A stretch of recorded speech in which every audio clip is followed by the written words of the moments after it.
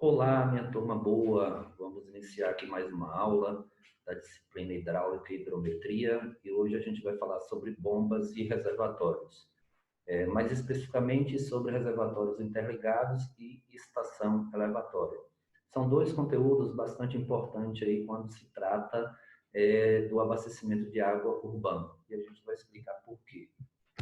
Bom, primeiro aqui iniciando pela parte de reservatórios interligados. Uma definição que a gente poderia fazer para reservatórios interligados é que são unidades de reservatório que estão conectadas entre si com o objetivo de melhorar um determinado abastecimento urbano. Melhorar em que sentido? A gente sabe que o abastecimento de água urbano ele varia ao longo do dia. Temos alguns momentos que é chamado horário de pico, por exemplo, em que todo mundo está fazendo a utilização da água. Nesses momentos, então, ela exige mais da rede de abastecimento. Se a gente fosse considerar somente de um reservatório, eu precisaria de uma tubulação com maior diâmetro, que custaria mais caro esse sistema. Então, para melhorar isso aí, a questão tanto da vazão quanto da pressão, são usados reservatórios auxiliares, que são também chamados de reservatórios de compensação. E esse central, que é o principal, ele é chamado reservatório abastecedor. Geralmente, o reservatório abastecedor, ele fica na parte mais alta da cidade. Alguns questionamentos aqui antes da gente começar. Primeiro, como você acha que é o comportamento dessas interligações entre os reservatórios? 2.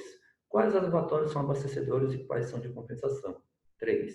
Em situações em que a topografia não favorece a passagem do fluxo de água por gravidade entre dois reservatórios, como devem ser feitas as interligações? 4. Como dimensionar uma adutora de modo eficiente? E 5. Quais os fatores devem ser levados em consideração?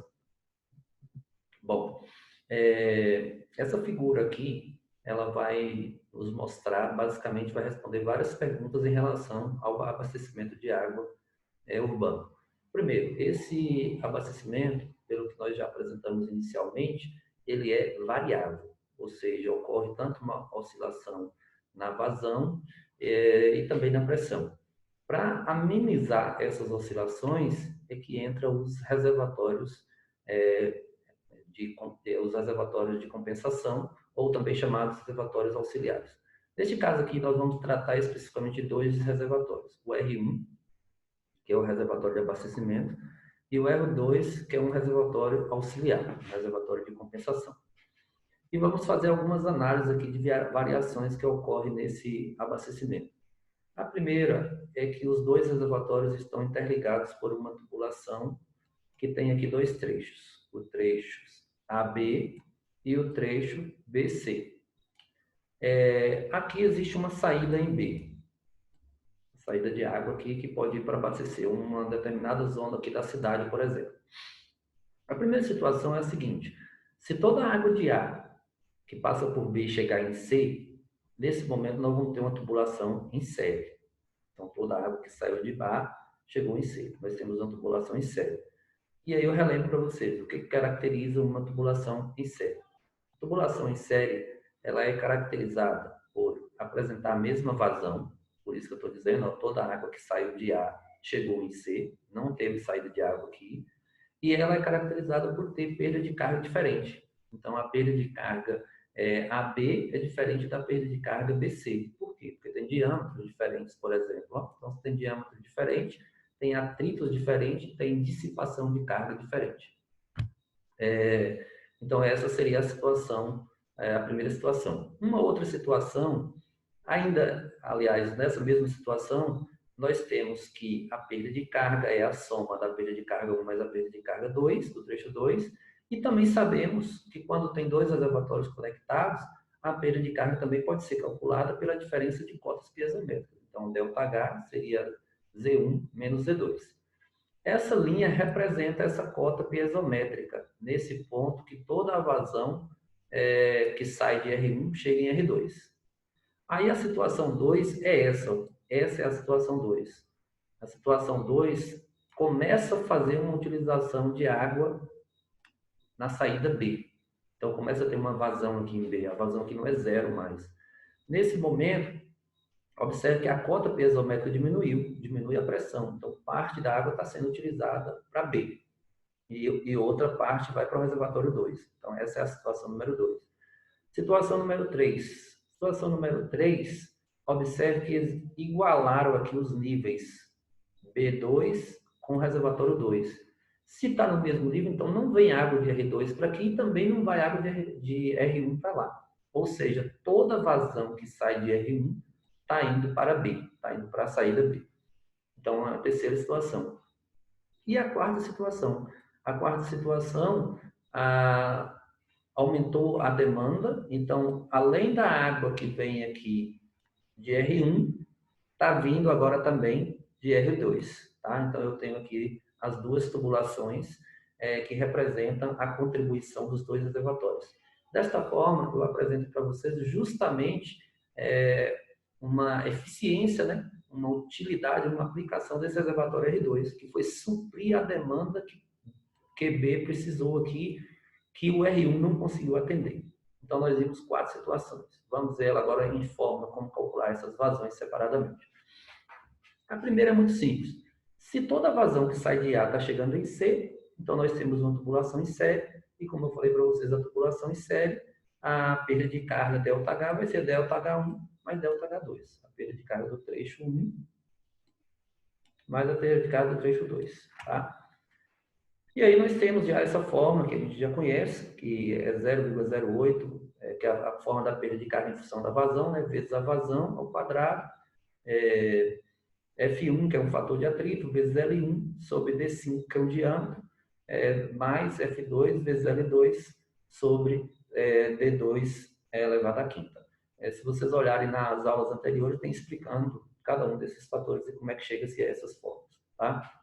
Mas aqui eu relembro, a vazão metros cúbicos por segundo, o comprimento em metros, o diâmetro em metro, o fator de atrito é adimensional.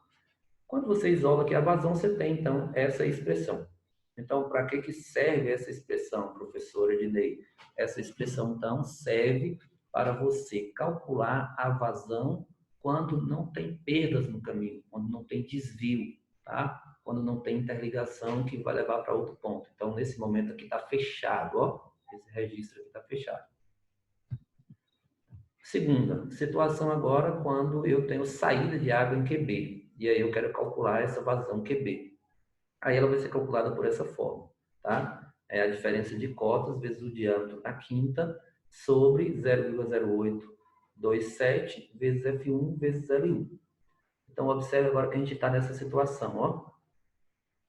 Nessa situação aqui. Essa forma seria empregada para essa situação, em que parte da água vem para QB e parte da água vai para o reservatório 2. Terceira situação.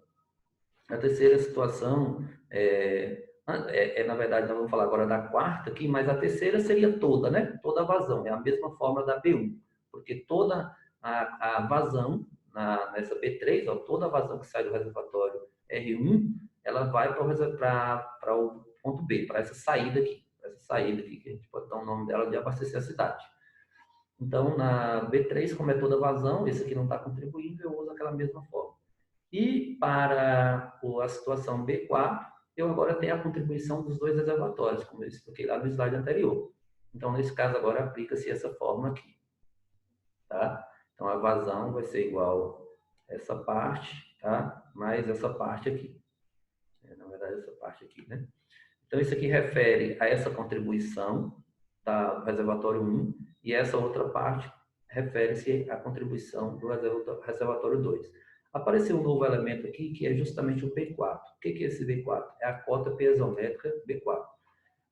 Então, já presume-se que essa cota piezométrica ela tem que ser menor do que essa e menor também do que essa aqui. Tá? Essa cota piezométrica, para ter a contribuição dos dois reservatórios. Então, vamos para um exemplo prático. Então, imagine dois reservatórios interligados, assim como na figura seguinte. Há uma tomada de água no ponto B, tomada de água aqui no ponto B, no meio da tubulação que interliga R1 e R2. Assumindo que o fator de atrito de ambas as tubulações é igual a 0,03, determine a vazão máxima que R2 receberia. Então, qual é a forma que a gente vai usar? Então, nesse caso aqui, a gente utiliza a primeira forma que nós apresentamos, que é aquela que considera um sistema em série e que não há derivação da água no ponto B. Tá? Então, vamos ver o cálculo, como é que ficou. Então, considerando aqui que vazão é igual a raiz quadrada da perda de carga. Quem é essa perda de carga? Dois reservatórios conectados em uma tubulação em série. É a diferença de cotas, né? A perda de carga é 620 menos 590, que é 30. Aí 0,8, F1 foi dado na questão, é 0,03, comprimento 1, 450, sobre o diâmetro, que é 0,25, foi dado também na questão. Então, diâmetro 0,5 metros, comprimento 450. Tá aqui. Mais o F2, né, que é a mesma coisa, 0,03, os fatores são iguais, L2, que também é 450, e o D, que é 0,15, da tubulação 2. Então, D é 0,15, o comprimento é o mesmo. Colocando isso na calculadora, chegou-se a essa vazão já em metros cúbicos por segundo, que é 0,0435 metros cúbicos por segundo. A questão B. A questão B é a vazão máxima em B fornecida somente por R1. Então, é aquele momento que eu tenho a vazão vinda só de R1 e que aqui os dois estão no mesmo nível. Então, aqui eu tenho o mesmo nível, portanto, eu só tenho contribuição do reservatório R1. Então, é a forma número 2. E aí a gente vê ela aqui. Tá? É a diferença de cotas, tá? Z1 menos Z2, onde Z1 é 620 e Z2 590, foi dado na questão, ó, 620, 590, tá? O diâmetro D1, né, que é o 0,25 elevado à quinta, sobre 0,0827 vezes F1 vezes L1, tá? Então, fazendo isso aqui na conta, deu 0,162 metros cúbicos por segundo. E a letra C, que pede a vazão em B se a cota piezométrica nesse ponto for 510. Então, agora eu tenho a cota aqui, a piezométrica aqui, 510. Nesse caso, se ela é menor do que 590 e é menor do que 620, significa que nesse caso aqui vai estar recebendo água tanto desse reservatório quanto desse reservatório. Então, a fórmula é a terceira fórmula que nós vimos, que é essa fórmula aqui. E aí, aplicando ela, ficou da seguinte forma, da seguinte maneira, tá? Então, a cota 620 do reservatório 1, menos 510, que foi dada na questão agora, elevado ao diâmetro, e aqui 560 menos 510, elevado a 0,15. Então, colocando isso tudo na calculadora, vai encontrar-se esse resultado. Pronto, então nós vimos aí que tem essas três variáveis, né? Esses três momentos diferentes dentro de um sistema de abastecimento com dois reservatórios. Imagine que vai ser bem mais complexo quando você tem um número maior de reservatórios, 3 ou mais reservatórios.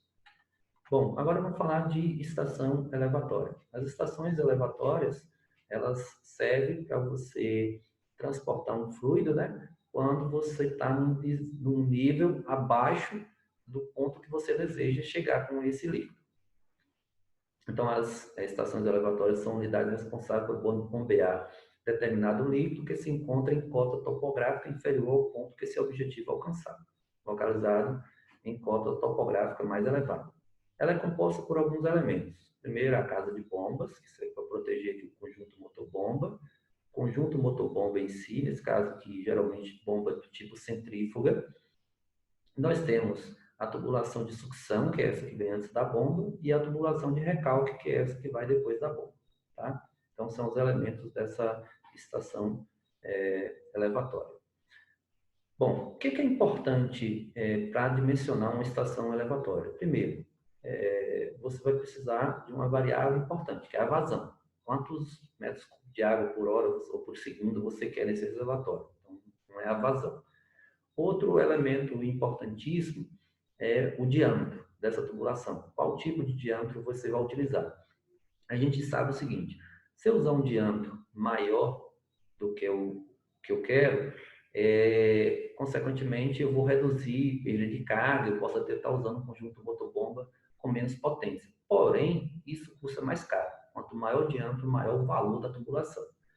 Por outro lado, se eu usar um diâmetro menor, ele custa mais barato, o diâmetro, a tubulação, mas vai puxar mais para a bomba, para o conjunto motor-bomba, porque quanto menor o diâmetro, maior é o atrito, maior a perda de carga. Então, vai ter essa desvantagem.